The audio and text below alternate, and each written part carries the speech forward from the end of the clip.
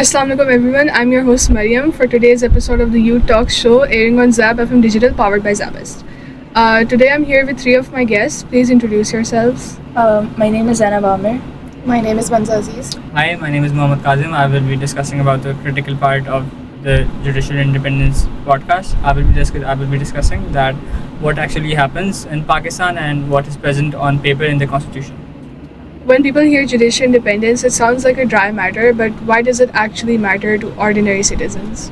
Yeah, it's right that when people hear the term judicial independence, it does sound like a very dry term, but it does matter for the average. It does matter for the average Pakistani, and the reason behind is that judicial independence, it's because of the judicial independence that judges get the right to fulfill the right.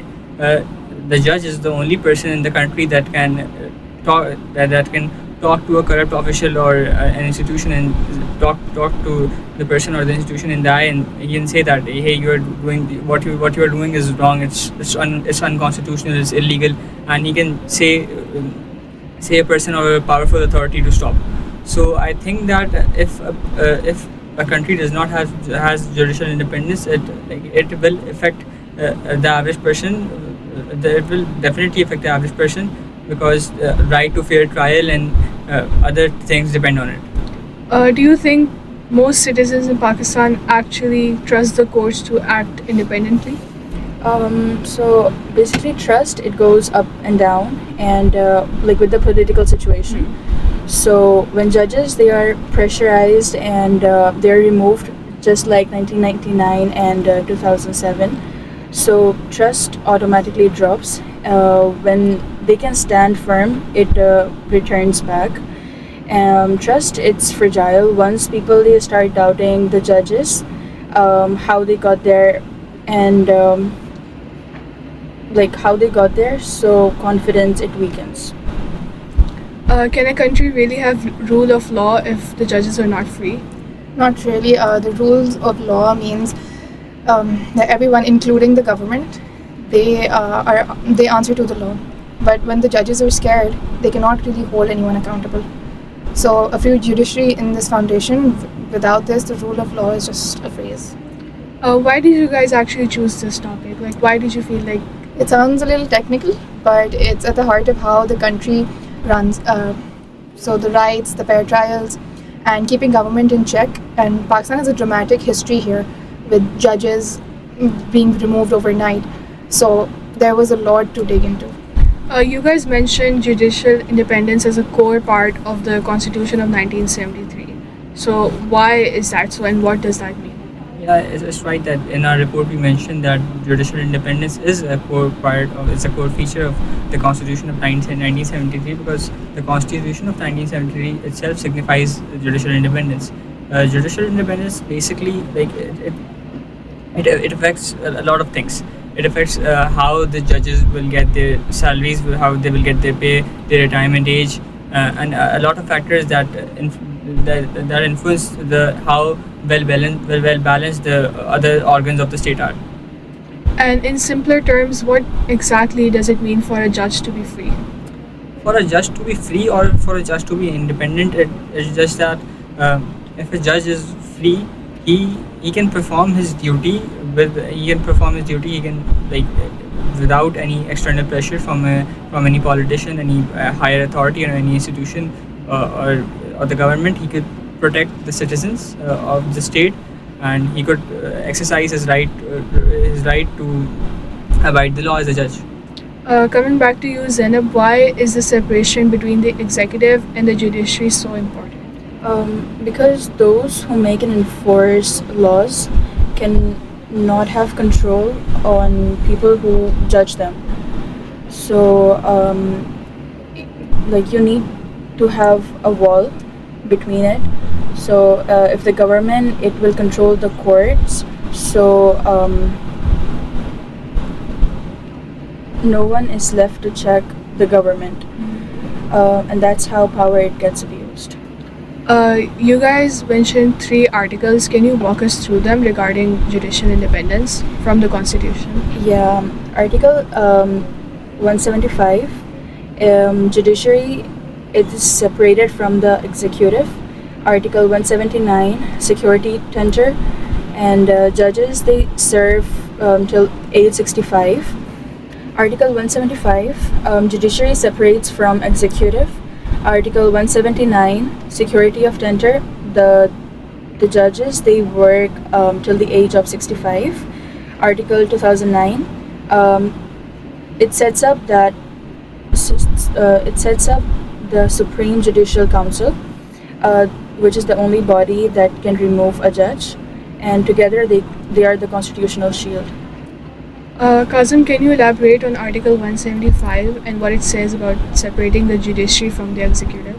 Article 175 says that judiciary shall be separated progressively from the executive. And the point is that judicial authority stays free from the executive control. So courts work independently, not as a body, as a function, or as the arm of the government. And the core function of the courts is not to serve just the government; it's to serve the people. How does the fixed retirement age in Article 179 protect judges from pressure? If a judge knows that they're in office until 65, no matter what, so they will serve the people, and as I said that they will try to implement the laws, and they won't worry that what the government thinks about it, if it's right and if it's constitutional. But if the government has the right to remove them before the age of 65, or remove them before retirement, the problem that will occur is that they will just work to please the government instead of implementing the actual laws. Coming back to Article 209, why does it make the Supreme Judicial Council so important, and what is it? So it is made up of senior judges, and it is the only body that can investigate or remove a judge. So neither the government nor the parliament can directly remove a judge. So judges are not answerable to politicians, they're answerable to the senior judges. If we have all these safeguards, why does the executive still interfere? The protection exists on paper, but the executive interfere through appointments and by changing the rules, usually through amendments. And whenever they're inconvenient, the safeguards are only as strong as the will to respect them. Coming back to real life examples and cases, can you please explain and elaborate on the Al Jihad Trust versus the Pakistan Federation case, also known as the Judges case? Sure.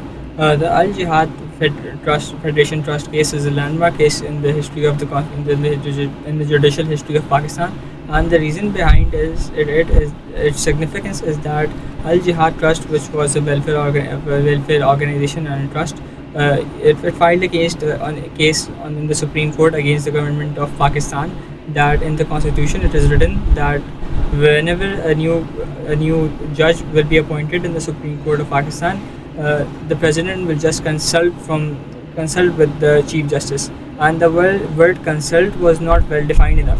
So consult could also mean that the chief justice would only be told that a new judge has been replaced, or consult could also mean that the opinion of the chief justice of Pakistan would actually matter.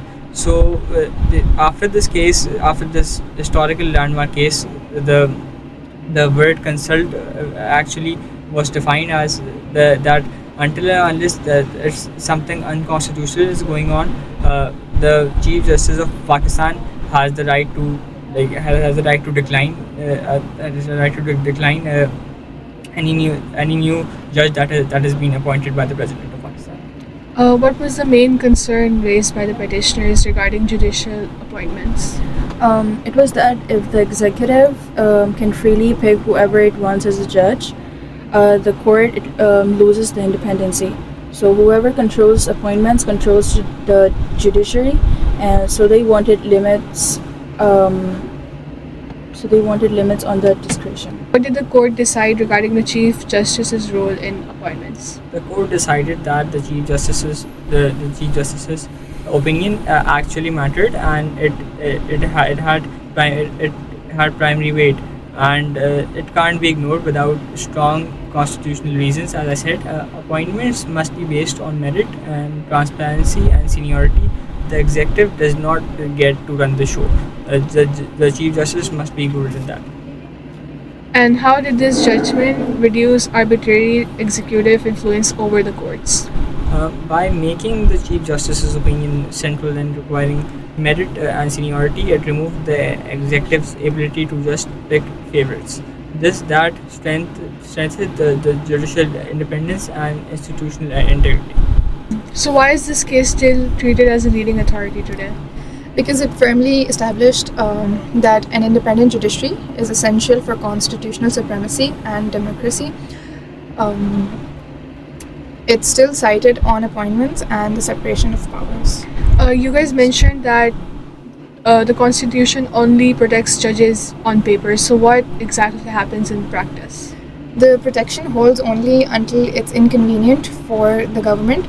The moment the rules get in the way, they're changed. So usually through amendments, the words are there, but real word protection has been a little shaky. Why do you call appointments the real prize when it comes to controlling the courts? Because controlling whoever becomes the judge means controlling the court without firing anyone. You just pick the people you want. That's why so much of the fight in under the Article 17(7). Because controlling whoever becomes the judge means controlling the court without firing anyone. You just pick the people you want. That's why so much of the fight under the Article 17(7) has been over appointments. Coming back to the crisis of 1999 and 2007, how did those crises expose how fragile these protections were? In 1999, the judiciary accepted military rule under the PCO safeguards overridden. In 2007, during Musharraf's emergency, judges were removed or made to swear new oaths. Both show security dependent on politics, not the constitution. And what does it mean when we say that judicial independence rests on political goodwill? When we say that judicial independence rests on political goodwill, we mean that independence survived because of the goodwill of whoever was in power. Not anything firmly fixed. The problem is goodwill runs out the moment government won't respect it, the protection collapses. What are the two major constitutional failures you guys have identified? In our report, we have identified two major constitutional frameworks. The first one is that there's no effective safeguard against the executive interfering with the judiciary. Secondly, the appointment system is not strong enough to survive a judicial political crisis. These two gaps keep leaving the judiciary exposed. How did the 19th Amendment in 2010 strengthen the judiciary's position? Okay, so after the lawyers' movement, it became an accepted practice that the senior most judge automatically becomes the Chief Justice. So that custom quietly stopped any government from simply picking a Chief Justice as they liked. And so, what further changed with the 26th Amendment in 2024? So it undid most of that. A parliamentary committee now picks the Chief Justice from the three senior most judges, and the Judicial Commission was changed so politicians and the executive sit in the majority over judges. And why is it significant that politicians now sit on the Judicial Commission? It flips the logic. The body meant to protect judicial independence now has more political voices than judicial ones. The thing meant to check the executive is now dominated by the executive side. Your report says Parliament's role and appointments became largely symbolic. Why? After the 18th and 19th Amendment, senior judges dominated the Judicial Commission. The parliamentary committee could technically reject nominees, but confidentially and procedural limits meant no real oversight. If we look at different countries around the world, let's say India, how does India handle appointments, judiciary appointments differently from Pakistan? So India's story is very interesting. India started at a similar pace with us, and India started similarly but went the opposite way. Judges keep control through collegium. The Chief Justice plus senior judges decide. The government can push back but can't overrule them. What happened when India's parliament tried to take that role from the NJAC? In 2014, the parliament created the NJAC to give politicians a say in appointments. However, in 2015, the Supreme Court stuck it down, refusing to hand that power to the political side. And why did India's Supreme Court say handing appointments to politicians broke the basic structure? Because giving politicians control over appointments would damage the constitution's basic structure. Judicial independence is so fundamental, even parliament can't remove it. So the collegium is criticized as secretive, but judges keep the final say.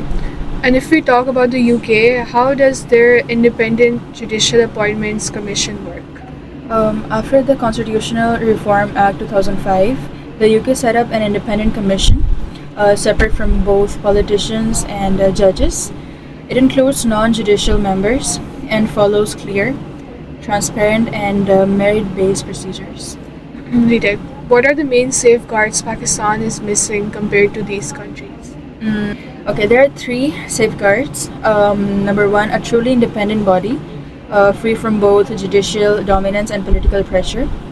A clear published merit standards, and a real resistance in crisis, which 1999 and 2007 showed we lack. So what reforms could protect judicial independence more reliably in Pakistan? So there are a lot of reforms that could protect independence more reliably. Some of them are like the first one is simply respect the provisions we already have. Article 175, Article 179 and Article 209. Instead of changing the rules when inconvenient, we should actually implement the ones we actually have, not only on paper, but we should actually try to impose them. Then a clear seniority rule for the Chief Justice and a balanced commission, not stacked with just politicians, but there should be a role of politicians and the judges equally. And how important is a clear merit-based appointment system? A clear merit-based appointment system would impact Pakistan's judicial system very positively. If the rule is known ahead of time and applied every time, there is a little room to manipulate appointments. Merit-based means that judges chosen for competence, not connections, and that builds public trust. And to close off, Kazim, do you think the judiciary can stay independent without stronger constitutional provision or protections? Not reliably. While independence rests on political goodwill, it will keep rising and falling with each government. For it to hold, we need structural protection, a fixed merit-based system that survives an actual crisis. Looking ahead, are you hopeful about the future for judicial independence in Pakistan? So cautiously, the tools are there in the constitution, and the lawyers' movement showed that the public does care. So there is hope, but it depends on building real structural safeguards and instead of relying on the goodwill. And what is one message you would like for the listeners to take away from this discussion? Judicial independence isn't a legal technicality.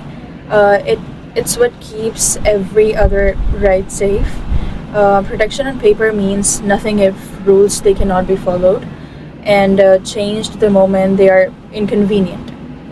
The real fix is structural and worth fighting for. Thank you so much, guys, for being here, Zainab, Manza, and Kazim. This was a very interesting topic, and I feel like Pakistan में काफ़ी apply भी होता है, so it's very relatable. Again, thank you so much for being here.